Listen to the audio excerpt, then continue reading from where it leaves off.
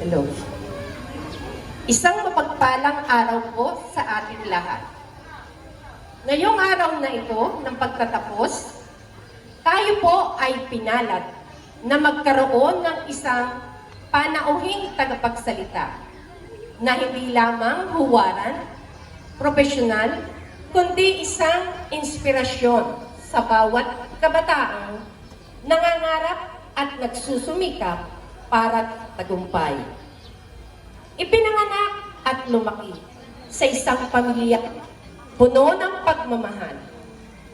Siya ay isang mapagmahal na asawa kay Ginang Preslyn Marie Reyes Arsobal at mapag-arugang ama sa kanilang dalawang anak na sina Noah Maximus at Nolan Marcos.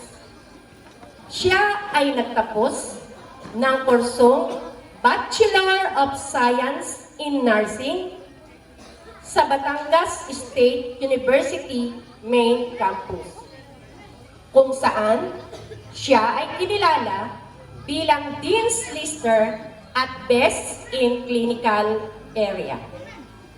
Sa kanyang panahon sa Our Lady of Peace Academy, siya ay pinarangalan bilang second honorable mention, tumanggap ng Leadership at Service Award at kinilalang Best in Extracurricular Activities bilang Corps Commander.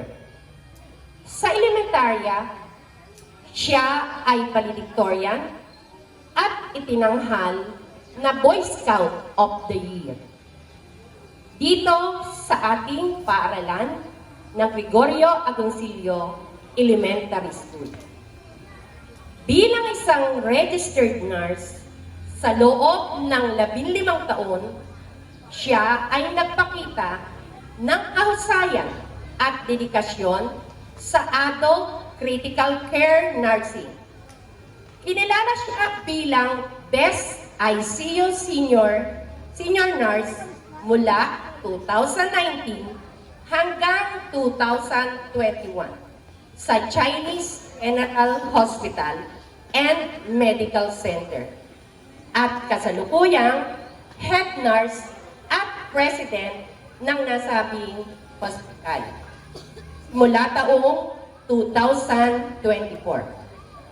Bilang patunay ng kanyang malasakit sa serbisyo, iginawad sa kanya ang karangalang Most Outstanding Alumni 2024 ng Batangas State University at kinilala rin siya sa Filipino Brand of Service of Excellence. Hindi lamang siya eksperto sa larangan ng kalusugan.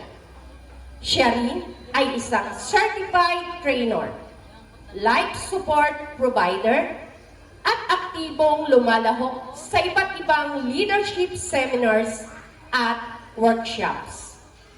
Bukod pa rito, siya ay co-founder, dating presidente, at kasalukuyang presidente, miyembro ng Colegio de Jornalismo, isang youth organization sa ating barangay na nagtutulak ng advokasya para sa kabataan.